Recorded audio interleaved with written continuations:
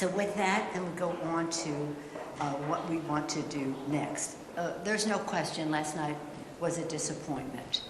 I support what the President said. He's disappointed but not deterred. We will continue the work.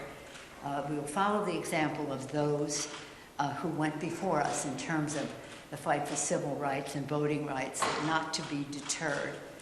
So the fight goes on. I had the privilege earlier this week, at the beginning of the week on Martin Luther King Day, to be with the King family, to be inspired over and over again, continue to be inspired by them, to the point of their Martin Luther King's granddaughter, Yolanda, who's 13 years old in 8th grade, talking about the future, talking with her great wisdom about the future.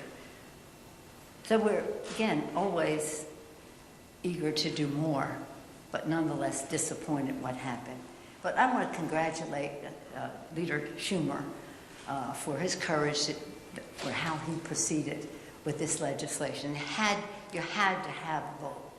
And what was wonderful to see was for almost 2 days to hear the Democratic senators talk about the sanctity of the vote and how fundamental that is to our democracy. It was so inspiring. Sad, though, to hear the Republicans argue against the freedom to vote and protect our vote. Whatever the outcome, the fact is that every Democrat voted. Every Democrat in the Senate voted for the Freedom to Vote / John Lewis Voter Advancement Act, and every Republican voted against it.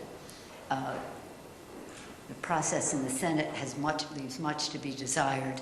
If you want to talk about that, we can later. But the fact is that it was an inspiring day, and I salute the chairman for bringing that important legislation to the forefront as he brought it to the floor. And that's a way to get it into the forefront. It's so important. But again, my motto is, some of you have heard me say it, we don't agonize, we organize. And that's what we will do to, again, advance voter participation in our country. I was a former chair of the party, and our goal was to remove obstacles of participation for anyone, whatever their party was, to remove obstacles of participation. Instead of what the Republicans are doing is to put up obstacles of participation. So the fight for voting rights continues. We will not relent, and the fight goes on.